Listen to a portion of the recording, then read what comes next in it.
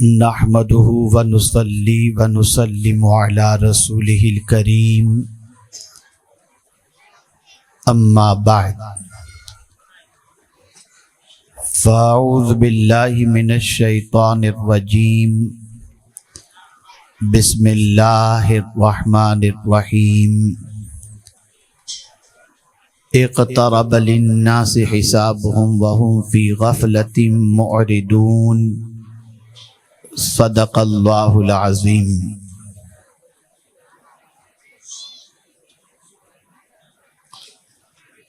منبر رسول پر جلوہ گر علماء ذوی الاحترام،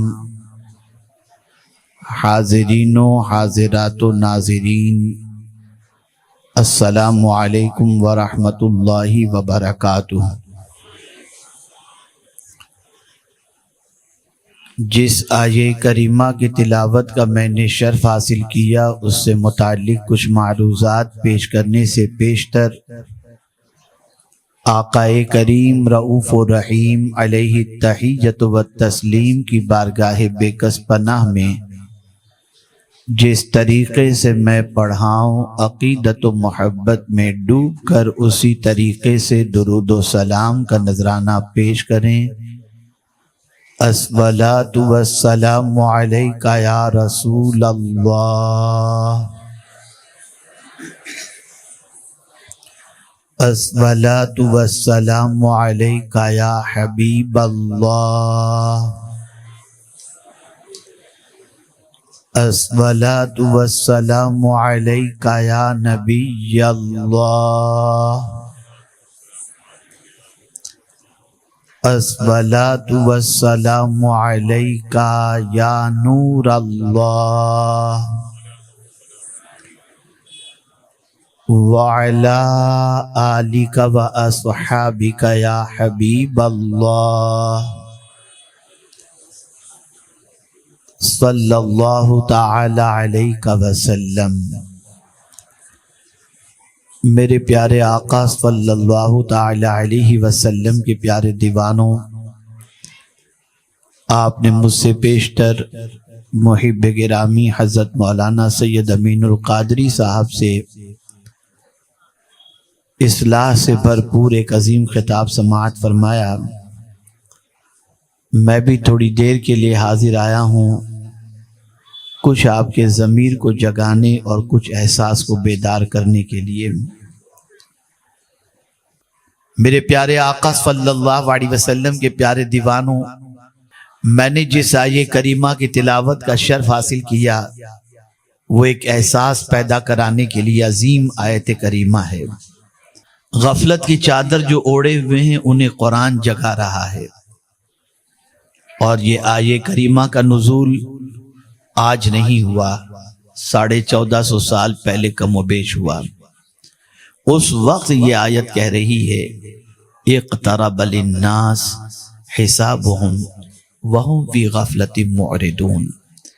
حساب کا وقت آ گیا، حساب کا وقت قریب ہے۔ اللہ اکبر، حساب کا وقت قریب آ گیا اور وہ اس سے منہ پھیرے ہوئے ہیں۔ آپ جانتے ہیں، آپ نے اور ہم نے یہ سمجھ لیا ہے کہ ہم جس طرح چاہیں زندگی گزاریں، ہم سے کون حساب لے گا؟ ہمارا جسم ہماری مرضی، ہمارا مال ہماری مرضی، ہم جو چاہیں کریں۔ نہیں،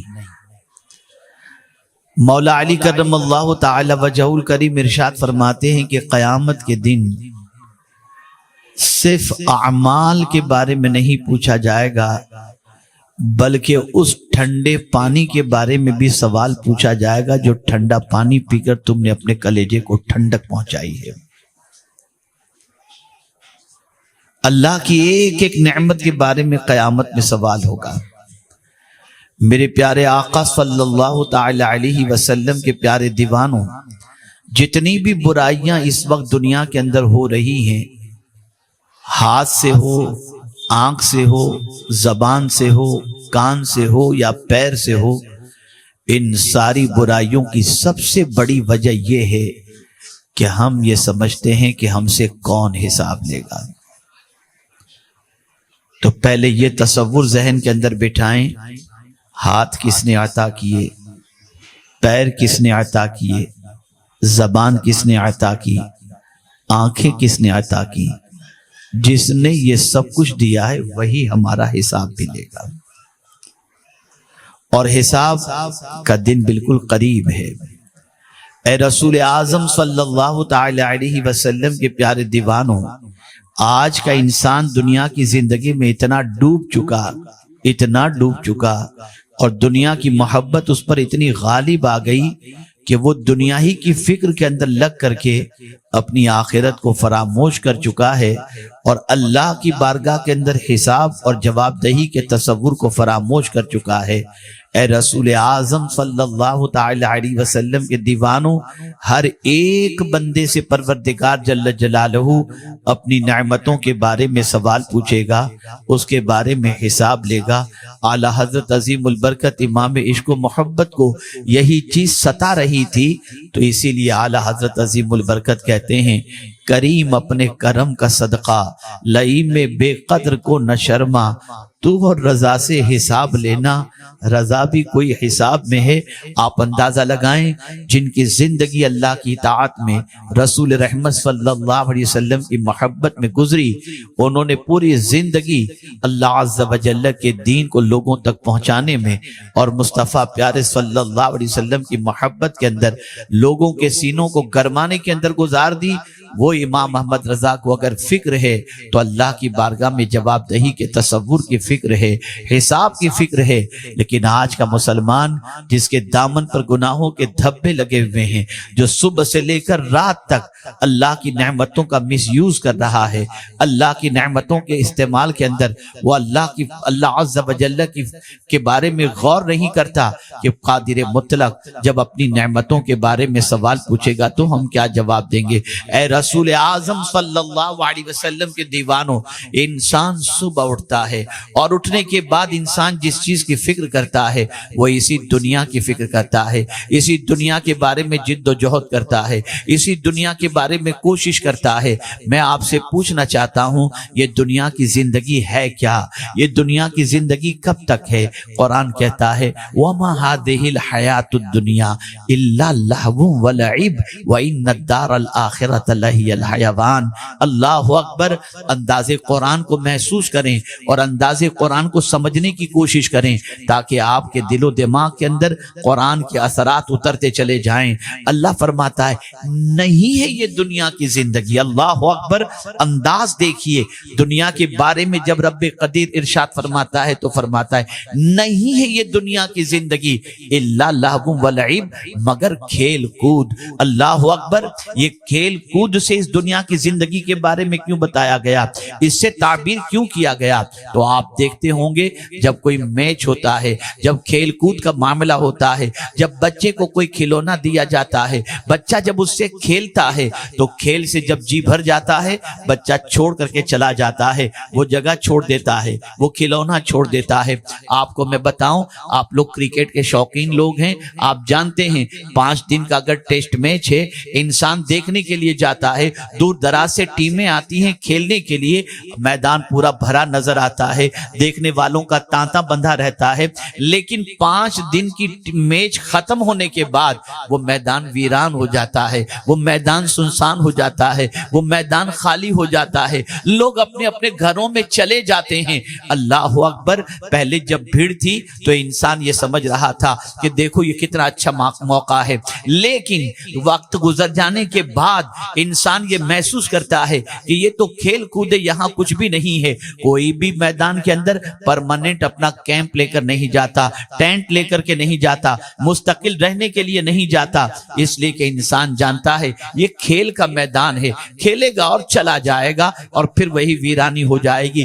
دنیا کا بھی یہی حال ہے، جب تک ہم اس دنیا کے اندر ہیں اس دنیا سے کھیلتے رہیں گے اور پھر اس دنیا سے چلے جائیں گے۔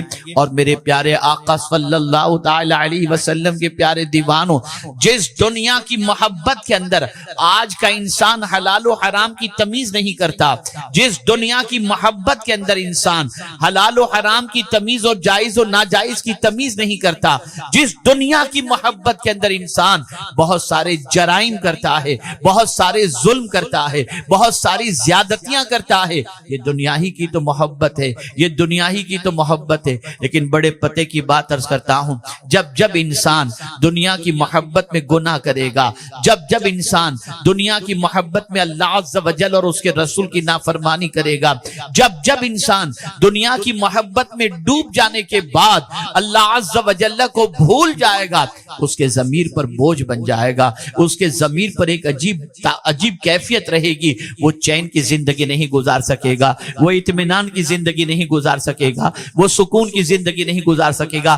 یہ ہو ہی نہیں سکتا کہ کوئی انسان کسی کا پیسہ کھا جائے اور کھانے کے بعد وہ چکن تو کھا سکتا ہے, بریانی کھا سکتا ہے, لیکن جب رات کو سوئے گا تو ضمیر اندر سے ملامت کرے گا, نادان یہ تیری محنت کی کمائی کا پیسہ نہیں ہے, یہ لوٹا ہوا پیسہ ہے, یہ مارا ہوا پیسہ ہے. اس کھانے سے پیٹ تو بھر جائے گا, ضمیر کو سکون نہیں مل سکتا, دل کو سکون نہیں مل سکتا. اللہ اکبر. لیکن حق حلال کی محنت کی کمائی کے بعد آپ چٹنی روٹی بھی کھائیں گے تو آپ کے ضمیر پر بوجھ نہیں ہوگا, آپ کے ضمیر پر گہرا نہیں گزرے گا.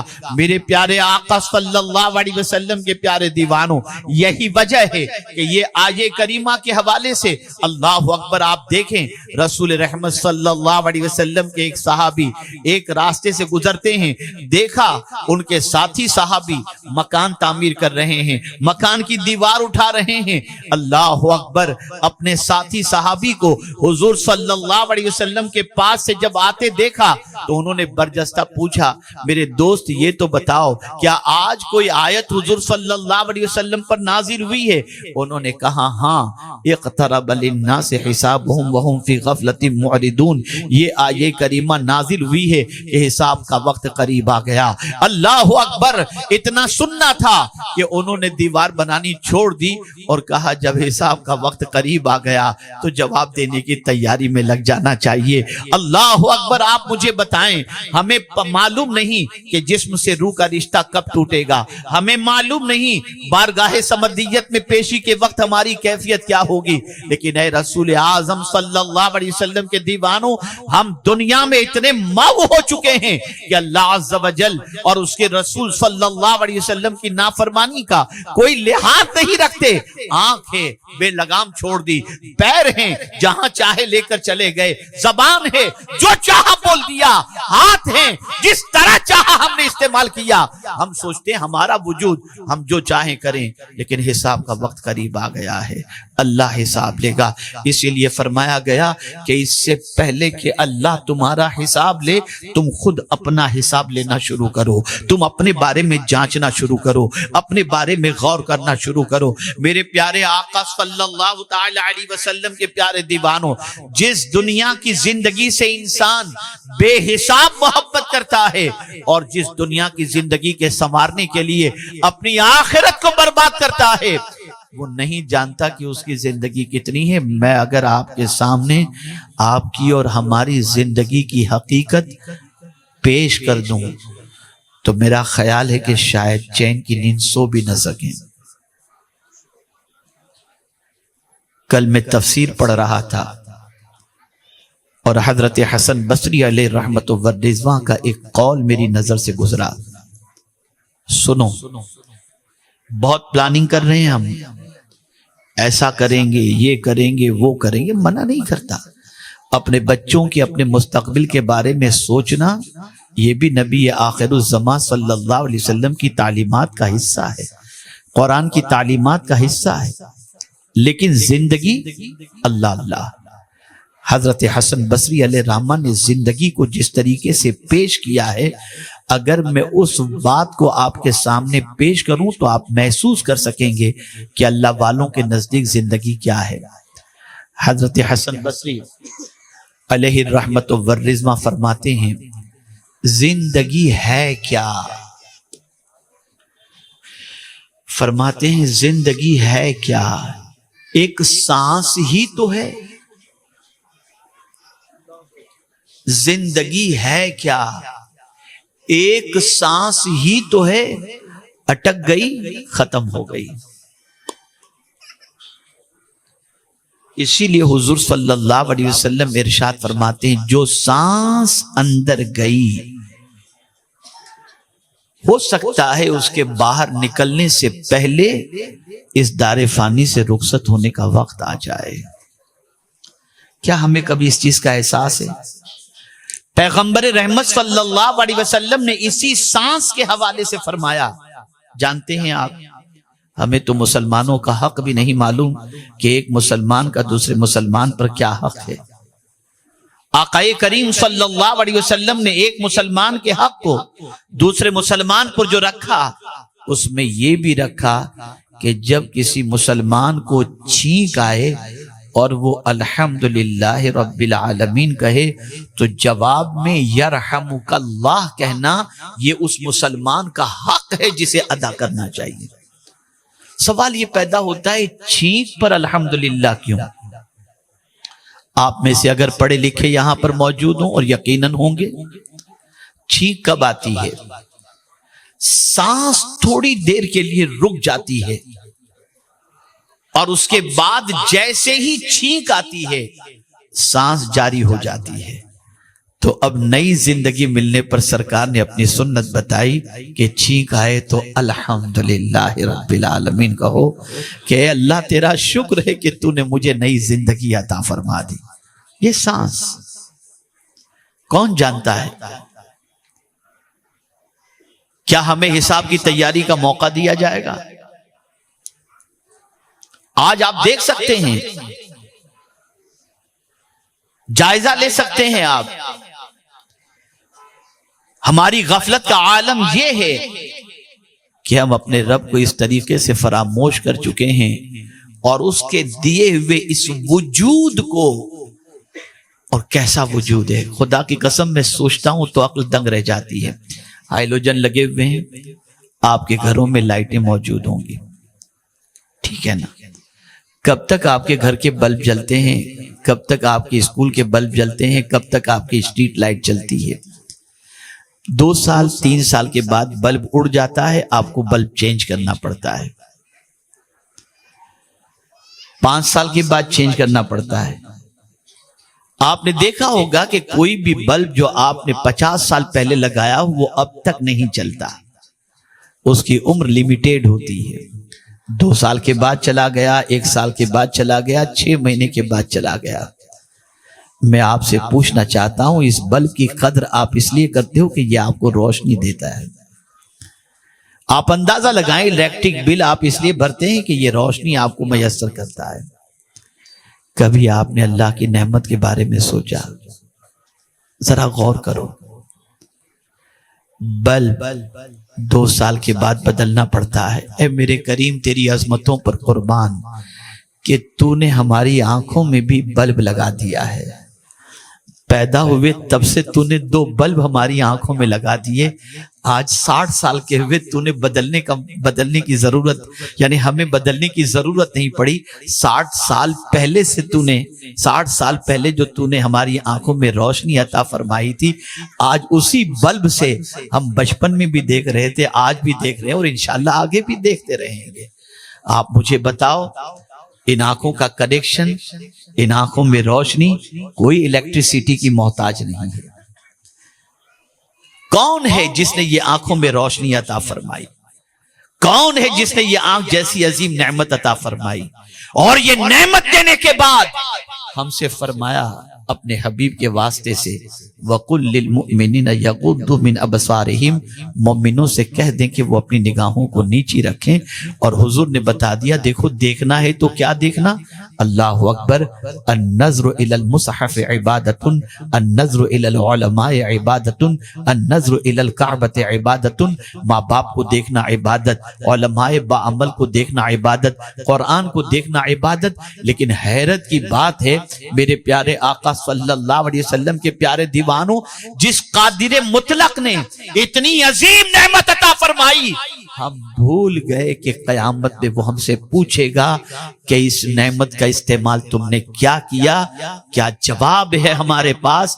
جو قوم آج رات کی تاریکی کے اندر اپنی آنکھوں سے گندگی کو دیکھ رہی ہو، وہ قیامت میں خدا کو اپنی آنکھوں کے بارے میں کیا جواب دے گی؟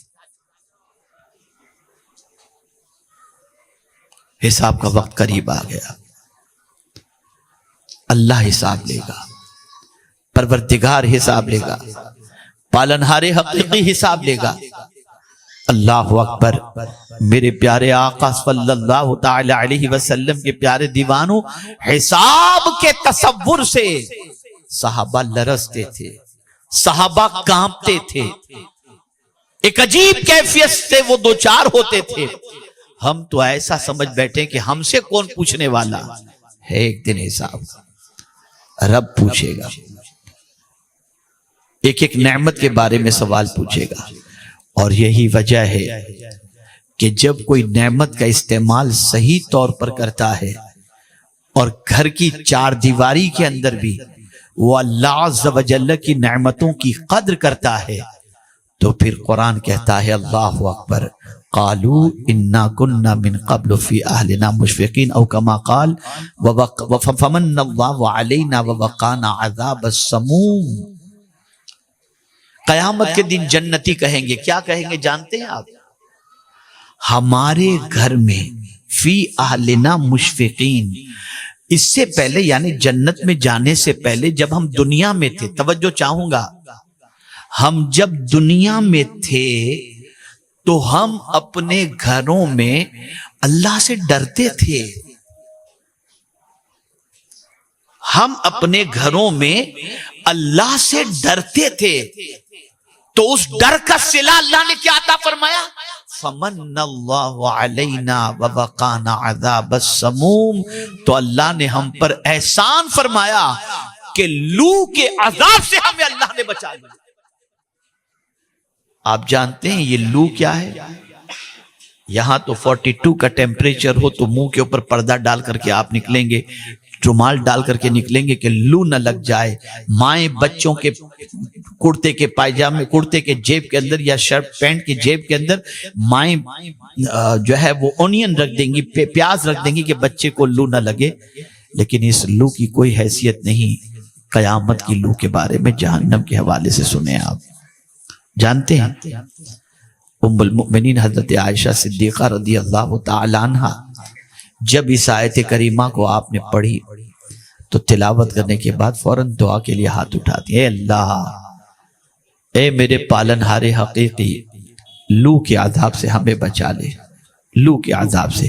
اور اس لو کے بارے میں فرمایا گیا، آقا کریم صلی اللہ تعالی علیہ وسلم ارشاد فرماتے ہیں کہ وہاں کی جو لو ہے، وہاں کی ہوا جہنم کی، اگر اس کو تھوڑی دیر کے لیے بھی دنیا میں چھوڑ دیا جائے تو پوری دنیا ختم ہو جائے، برداشت کوئی بھی نہ کر سکے۔ کون وہاں پر اس لو کے عذاب سے بچایا جائے گا؟ اور اس ہوا سے کون بچایا جائے گا؟ جو اپنے گھروں میں اللہ سے ڈرتا ہے، جو اپنے گھروں میں ڈرتے ہیں، اپنے گھروں میں اللہ سے۔ گھر میں گئے، چینل شروع، نہ جانے کیا کیا دیکھ رہے ہیں، ایک عجیب کیفیت ہو چکی ہے۔ وہ قوم جس کے پاس اللہ کی عظیم کتاب موجود ہو، اور آج کچھ بچے حافظ ہوئے ہیں، ان کی دستار ہوگی۔ میں تو کبھی کبھی سوچتا ہوں تو میری عقل دنگ رہ جاتی، اللہ اکبر، انسان کے ہاتھ میں جو چیز بھی دی گئی انسان نے بگاڑ دی۔ توریت انسان کے ہاتھ میں دی گئی، بگاڑ دی اس نے۔ زبور انسان کے ہاتھ میں دی گئی، انسان نے بگاڑ دی۔ انجیل انسان کے ہاتھ میں دی گئی، انسان نے بگاڑ دی۔ مولا نے چاہا کہ قرآن کو کوئی بگاڑ نہ سکے تو فرمایا انا نحن نزلنا الذکر وانا لہ لحافظون۔ اس کتاب کی حفاظت کا ذمہ اللہ نے خود لے لیا کہ کوئی اس کو بگاڑ نہیں سکتا، میں نے اس کی حفاظت کا ذمہ لے لیا ہے۔ آپ جانتے ہیں یہی قرآن ان بچوں نے اپنے سینے کے اندر محفوظ کیا ہے۔ اللہ اکبر، میرے پیارے آقا صلی اللہ تعالی علیہ وسلم کے پیارے دیوانوں، ہم نے قرآن مقدس جیسی عظیم کتاب کے ذریعے رہنمائی حاصل کرنے کا کام چھوڑ دیا۔ ہم تو بس موج مستی میں لگے ہیں، بس یوٹیوب پر لگے ہوئے ہیں، زندگی جی رہے ہیں، مست مست زندگی جی رہے ہیں، کون ہمیں پوچھنے والا؟ اور میں آج اس اجتماع کے اندر موجود یہاں پر جتنے بھی نوجوان ہیں ان سے گزارش کروں گا، ہم لوگوں کے چلتے ہونے کی ویڈیو، بیٹھنے کی ویڈیو، کھانے کی ویڈیو کیا جواب دو گے اللہ کی بارگاہ کے اندر؟ ان چیزوں کا کیا ضرورت ہے؟ ان چیزوں کی اب تو مسجد نبوی شریف میں بھی کوئی ملتا ہے تو کہتا ہے سیلفی، پہلے ملتے تھے لوگ دعا کی گزارش کرتے تھے، اب تصویر کھینچنے کی بات کر رہے ہیں۔ کیا ہو گیا ہماری قوم کو؟ کہاں جا رہی ہے ہماری قوم؟ کیا تمہاری اس بدمزگی کو اور اس طریقے کے انداز زندگی کو دیکھ کر وہ یہ سمجھ سکتا ہے کہ تم کو کیا تعلیم دی جا رہی ہے؟ بدلو اپنی سوچ کو، بدلو اپنے افکار و نظریات کو۔ اللہ رب العزت جل جلالہ کل بروز قیامت نعمتوں کے بارے میں پوچھے گا، اس سے پہلے کہ مالک ہمارا حساب لے ہم خود غور کرنا شروع کریں۔ آنکھ کے بارے میں، زبان کے بارے میں، پیر کے بارے میں، ہاتھ کے بارے میں، ان ساری چیزوں کے بارے میں غور کریں کہ اللہ کی ان نعمتوں کا استعمال ہم کس طریقے سے کر رہے ہیں۔ اور سن لو، اللہ کو کسی سے وٹنس طلب کرنے کی ضرورت نہیں کہ اے انسان تو بتا یہ کیا کر رہا تھا، نہیں، اللہ تو یہ پارٹس آف باڈی سے کہے گا اے ہاتھ بتا تو نے کیا کیا۔ تو قرآن کہتا ہے الیوم نختم علی افواہہم وتکلمنا ایدیہم وتشہد ارجلہم بما کانوا یکسبون۔ ہاتھ بولے گا۔ آدمی سوچتا ہے ہاتھ بھی بول سکتا ہے؟ جی ہاں، جو پروردگار اس زبان کو بولنے کی طاقت دیتا ہے وہی پروردگار ہاتھ کو بھی بولنے کی طاقت عطا فرمائے گا۔ یہ ہاتھ سے جب حساب لیا جائے گا، پوچھا جائے گا، میں پوچھنا چاہتا ہوں کبھی ان ہاتھوں کے بارے میں آپ نے غور کیا کہ رب پوچھے گا تو کیا جواب دیں گے، رب حساب لے گا تو کیا جواب دیں گے؟ اللہ اکبر۔ یہی وجہ ہے کہ صحابہ کرام علیہم الرضوان کی عادت کریمہ تھی، وہ اپنے پورے وجود کا احتساب کرتے، پورے وجود کا جائزہ لیتے اور جانتے تھے کہ اس سے پہلے کہ اللہ ہمارا حساب لے ہم خود اپنے وجود کا حساب لے لیں۔ بدل ڈالو اپنے انداز زندگی کو۔ لیکن میں بہت افسردہ ہوں، میں دیگر قوم کو دیکھتا ہوں، دیگر اقوام کو دیکھتا ہوں، دنیا کے مختلف ملکوں میں جا کر کے دیکھتا ہوں، دنیا کے مختلف ملکوں میں بسنے والے بچوں کو دیکھتا ہوں، اپنے ملک کے اندر، اپنے وطن عزیز کے اندر بھی پڑھے لکھے اور سمجھدار لوگوں کے بچوں کو دیکھتا ہوں۔ تو میں جب اپنے بچوں کی زندگی دیکھتا ہوں اور اپنے قوم کے بچوں کی، تو اندر سے دل اڑتا ہے، اندر سے دل جلتا ہے کہ کیا ہو گیا؟ کوئی ڈھنگ نہیں، کوئی جینے کا سلیقہ نہیں، ہمارے بچے یوں بھاگ رہے ہیں، یوں پڑے ہوئے ہیں، کوئی تمیز۔ اس لیے کہ ماں باپ کو اس چیز کی فکر ہی نہیں ہے کہ بچے کو کچھ سکھایا جائے۔